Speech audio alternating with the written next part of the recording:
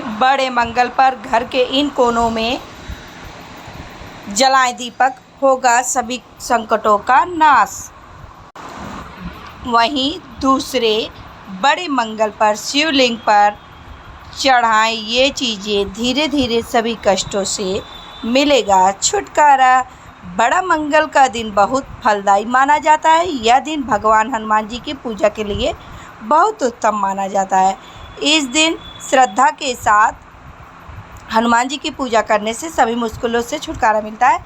बता दें कि इस साल ज्येष्ठ महीने का दूसरा बड़ा मंगल 20 मई को पड़ रहा है। बड़े मंगल का दिन बेहद पावन माना जाता है। यह दिन भगवान हनुमान की पूजा के लिए समर्पित है। इस साल ज्येष्ठ महीने के दूसरा बड़ा मंगल 20 मई को पड़ रहा है। दूसरे बड़े मंगल का हिंदू धर्म में बहुत ज़्यादा महत्व है। इस दिन भगवान हनुमान की पूजा होती है। इस साल ज्येष्ठ महीने का दूसरा बड़ा मंगल 20 मई को पड़ रहा है।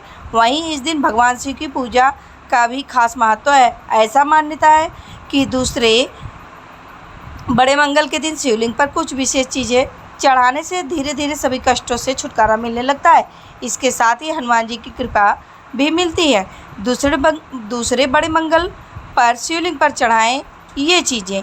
शुद्ध जल, शिवलिंग पर शुद्ध जल चढ़ाना बहुत शुभ माना जाता है। इससे जीवन में सकारात्मक ऊर्जा का संचार होता है। जल को शांति और शीतलता का प्रतीक माना जाता है, इसलिए इसे अर्पित करने से जीवन में सुख और शांति आती है। दूध, शिवलिंग पर दूध का चढ़ाना भी बहुत शुभ सौभाग्यशाली माना जाता है। यह समृद्धि और संतान सुख का प्रतीक है। ऐसी मान्यता है कि शिवलिंग पर दूध चढ़ाने से परिवार में सुख समृद्धि बनी रहती है और संतान से जुड़ी समस्याएं दूर होती है।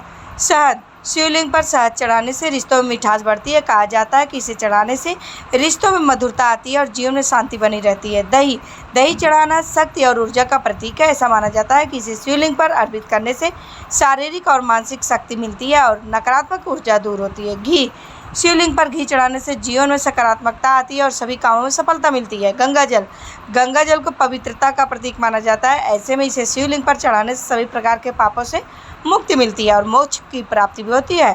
बेलपत्र भगवान शिव को बहुत प्रिय है। कहते हैं कि इसे शिवलिंग पर चढ़ाने से भोलेनाथ खुश होते हैं और सभी मनोकामनाएं पूरी करते हैं।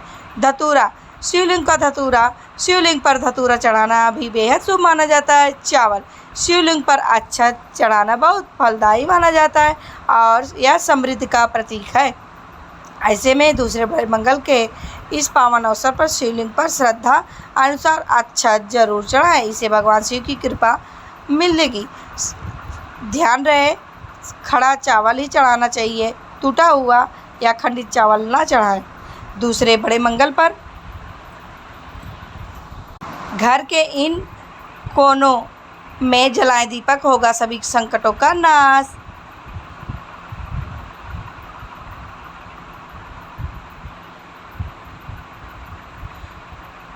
बड़ा मंगल हनुमान जी की कृपा पाने का एक महत्वपूर्ण पर्व है। इस दिन लोग व्रत भी रखते हैं, हनुमान मंदिरों में दर्शन करते हैं और विशेष पूजा अर्चना करते हैं। ऐसा माना जाता है ज्येष्ठ माह में भगवान हनुमान ने भगवान श्री राम से मुलाकात की थी, इसलिए इस महीने के मंगलवारों को विशेष महत्व है। घर के इन कोनों में जलाएं दीपक। मुख्य द्वार, घर के मुख्य द्वार पर दीपक जलाना बहुत शुभ माना जाता है। यह नकारात्मक ऊर्जा को घर में प्रवेश करने से रोकता है और जीवन में सकारात्मकता का ऊर्जा का संचार करता है। ऐसे में शाम के समय मुख्य द्वार के कोनों दोनों ओर दीपक अवश्य जलाएं। घर के पूजा घर में भगवान हनुमान की प्रतिमा के सामने दीपक जरूर जलाएं। इससे घर में शांति और समृद्धि आती है। तुलसी का पौधा, अगर आपके घर में तुलसी का पौधा है तो उसके पास भी एक दीपक अवश्य जलाएं। तुलसी में माँ लक्ष्मी का वास माना जाता है, इसलिए इस दिन इस स्थान पर दीपक जलाने से घर में सुख समृद्धि बनी रहती है। रसोई घर में दीपक जलाने से घर में कभी अन्न की कमी नहीं होती है, बरकत बनी रहती है और यह घर की महिलाओं के स्वास्थ्य के लिए भी शुभ माना जाता है। बरगद का पेड़, अगर आपके घर के आसपास कोई बरगद का पेड़ है तो वहाँ भी दीपक जलाएं। ऐसा माना जाता है कि बरगद के पेड़ पर देवताओं का वास होता है और इससे हनुमान जी की कृपा मिलती है। घर के ईशान कोण देवताओं का स्थान माना जाता है। ऐसे में इस कोने में दीपक जलाने से घर में शुभता का आगमन होता है। इसके साथ ही जीवन में सुख शांति बनी रहती है। दीपक जलाने के नियम, दीपक हमेशा साफ जगह पर रखें।